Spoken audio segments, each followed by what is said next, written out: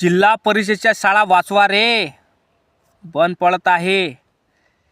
ज्या जिल्हा परिषदमध्ये माणूस शिकून कलेक्टर होऊन राहिला, राष्ट्रपती होऊन राहिला, मोठ्या मोठ्या डिग्र्या घेऊन राहिला, ते जिल्हा परिषदेची शाळा आता बंद होऊन राहिलीत। आता कोणाच्यामुळं? आपल्यामुळं।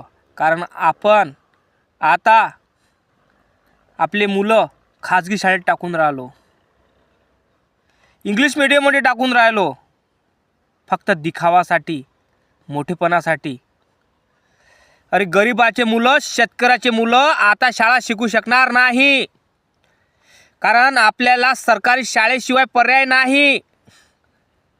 खाजगी शाळेचे फी तुम्हाला माहीत असेल, वर्षाचे 1-1, 2-2 लाख रुपये असतात आणि शेतकरी मजूर वर्ग देऊ शकत नाही। तर लाजा वाटू द्या, आपल्याला आंदोलनाशिवाय पर्याय नाही। आपल्या सगळा मजूर वर्ग असो, शेतकरी वर्ग असो, सर्वसाधारण वर्ग असो, या मिडल क्लास फॅमिलीतलं कोणी पण असो, आपल्याला जात धर्म बाजूला सोडून आपल्याला आंदोलन करावं लागन। आणि जिल्हा परिषद शाळा हे आपल्याला बंद पडत आहे, ह्या पडू द्यायच्या नाही आहे।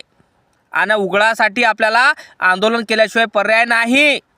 जिल्हा परिषद शाळा बंद झाल्या ना, तर शेतकऱ्याचे मुलं काय, गरिबाचे मुलं, शोषित पीडित वंचित बहुजन समाजाचे लेकरं शिकू शकणार नाही शाळा।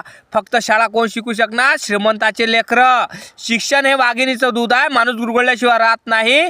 कारण गरिबाचे लेकरं शिकन तर प्रधानमंत्री, राष्ट्रपती, मुख्यमंत्र्याला प्रश्न विचारन, त्याची खुर्ची हलू शकते। त्या कारणामुळं मोठे जे लोक आहे, मंत्री संत्री, राजकारणातले लोक गरिबाच्या लेकराला शिकू देत नाही। त्या कारणामुळं जिल्हा परिषदच्या शाळा, गव्हर्नमेंट शाळा ह्या बंद पाडत आहे। कारण गरिबाचे लेकरं शिकले पाहिजे नाही, आणि फक्त कार्यकर्ते म्हणून जेव्हा इलेक्शन राहते तेव्हा आपल्यासाठी प्रचार केला पाहिजे त्यानं, दुसरं काहीच नाही। मूर्खांनो, जागे व्हा, उठा, शेअर करा हा व्हिडिओ, येणाऱ्या पिढीला वाचवा।